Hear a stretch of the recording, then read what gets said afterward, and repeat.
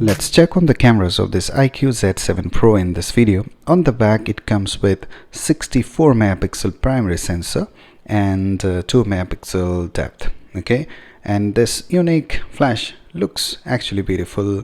Here it says Aura Light OIS portrait.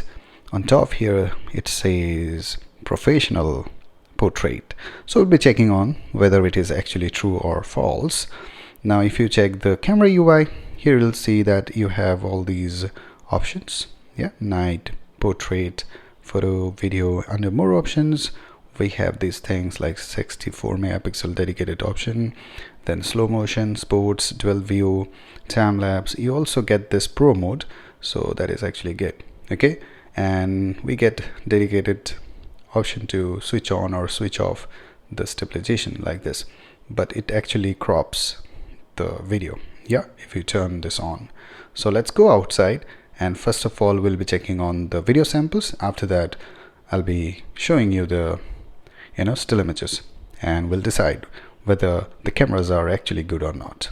So let's get started. So here's a quick sample from the front camera, and this one can go up to 1080p 30 fps. Initially I must say that the dynamic range is actually looking good, not bad.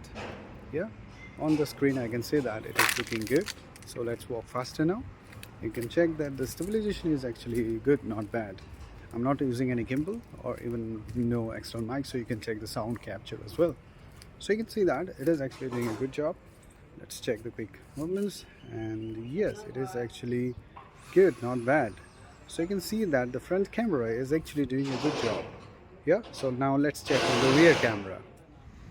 Now this is 1080p 60 fps video without enabling the stabilization mode. Okay, you can see that it is actually doing a good job.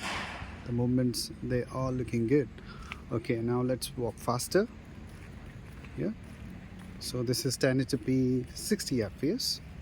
After that I will show you the video with stabilization mode on. Okay, you can see that the quick movements, yeah, the quick focus is actually good, not bad, but I was expecting better than this. Yeah, it is okay, I would say. You have to adjust the distance a bit. So let's walk faster again.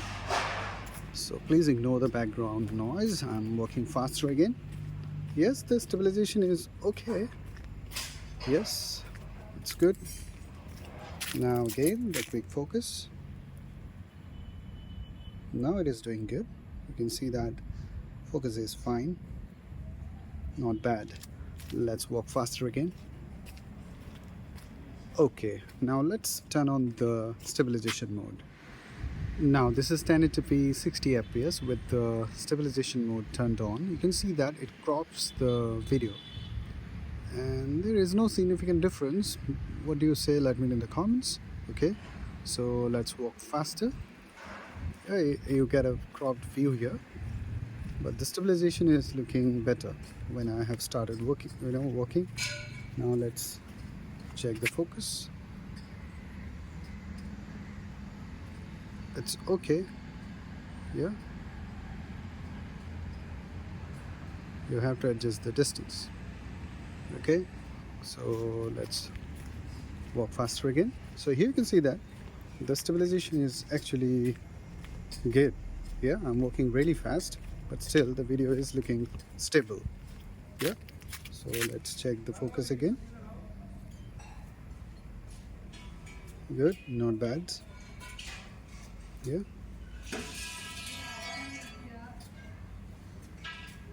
okay, so you can check the dynamic range as well, the quick movements. Yeah, so yes, the stabilization, it appears to be good. Now this is 4K 30 fps with stabilization mode on. You can see the stabilization is not working here. It is not that seamless. Yeah, the movements, you can see the jerks here. So yes, the 4K is not good, but if you keep your hand stable, you can see that it is okay. Now the focus, you can see that you have the jerks if you do quick movements. Yeah, and the autofocus is also not that good. Okay, so I'm walking faster again. You know, while comparing this one with the iPhone 12, I also faced the same issue. When the phone becomes warmer, the 4K video recording is actually not good. You can see that. Yes. So if you want to use the stabilization, and if you want to get a better result in video recording, then you have to keep the resolution at 1080p 30 fps or 60 fps. In those cases, the stabilization is working fine. Here again, I must say that stabilization is okay if you are keeping the phone steady. Okay, if you're doing quick movements, then you can see that it has a problem. Okay, so the video recording is good if you do it at 1080p 30 fps or 60 fps. Okay, now let's check on the still images. First of all, let's start with some Windows selfie. By default, it beautifies a bit, so you will have soft tones, you know, the complexion particularly. But the good thing is that you can see the color reproduction is very close to natural. Even the skin tones, they are looking very close to natural. It can handle exposure as well, you can see that. So you can see that it has a bit of soft touch on the skin, but overall image quality is looking good. Fine detailing is there, and color accuracy is really good, I must say that. If we go outside under really good lighting, normal daylight, you can see that sharpness is there, fine detailing is there, yeah, and the dynamic range is actually impressive. Yeah, it is actually good, and exposure is well handled. Here you can see that it was very harsh lighting from the back, but it did well. And you can see that dynamic range is good, and I have really liked the color reproduction. The color accuracy is there. If you check the color of the t-shirt, you will see that most of the times it has produced very similar colors. Okay, as I told you, the dynamic range is also good, the complexion is looking good, but I have liked the color reproduction. Here you can see that it is very accurate. So overall the selfie camera is actually good. Now let's check the portrait shots with bokeh effect. Here you can see that even under artificial lighting, it is actually doing a good job, and I have liked the color reproduction and the skin tones. The complexion is very close to natural. It is not actually beautifying in portrait mode, which is actually good. And as I told you, the color reproduction is very good. Yeah, it can handle exposure as well, you can see that. So even in low light condition, not very low, it does a good job. And if you go outside, the contrast is really fantastic, and the sharpness is there, and it looks good actually. The edge detection is also very precise.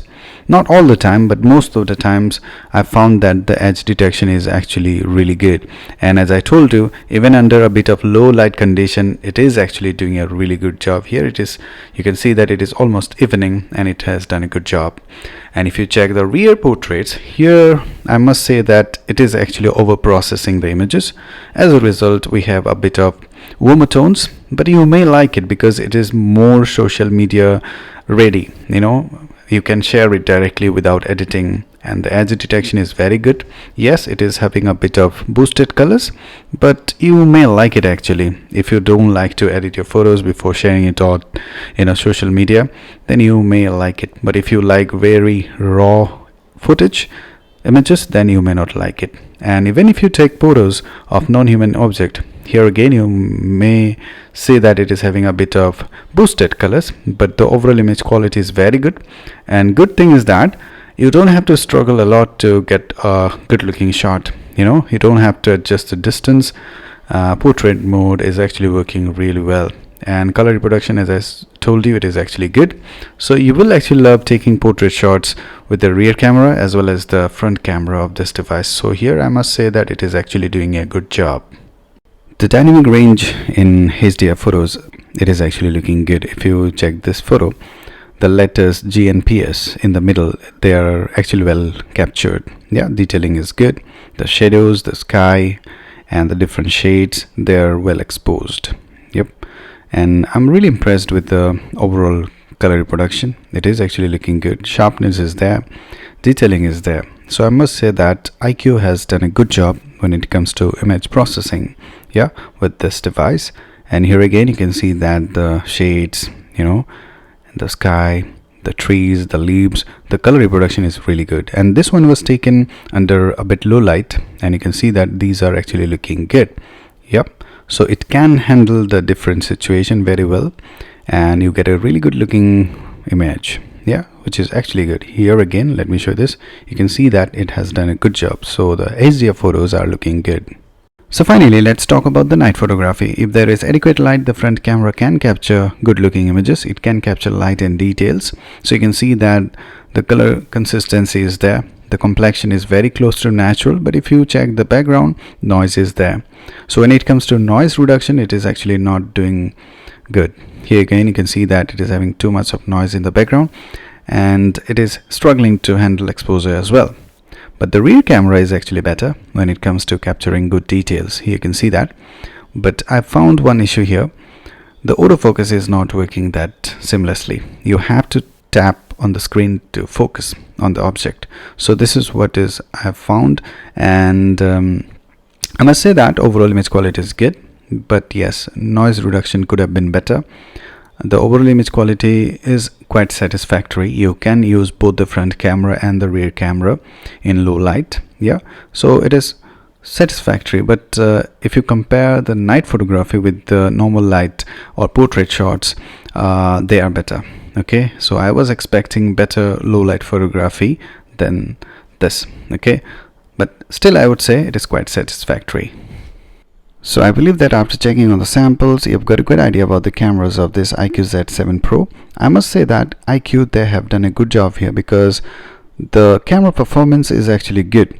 The portrait shots particularly, they are actually quite good according to me. Both the front camera and the rear camera, using both of these, you can take really good looking portrait shots, and they're quite effortless actually. While taking, you won't be having any problem. But obviously it cannot justify this thing fully, what they have written here, professional portraits. So I must say that it is not fully justified, and according to me, we cannot compare the portrait shots of a smartphone with professional cameras. Okay, that is honestly what I believe. But still, the portrait shots are actually good. The only problem that I can see here, the 4K recording is quite glitchy. Yes, the UI is actually working good. If you record the video at 1080p 60 fps, in that case the video recording is also good, the video quality is good, sound capture is also good. But yes, 4K recording is quite glitchy. They should actually fix it with some updates. If they can do it, that would be good.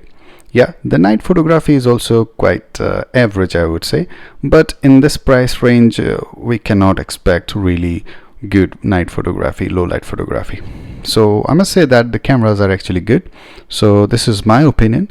So if you are looking for a device under 25,000, around 20 to 23,000, then you should definitely consider this one, because the overall package is actually quite impressive. So what do you think about it? Let me in the comments, and if you end up liking my videos, then do subscribe and share your thoughts in the comments. So till the next video guys, cheers.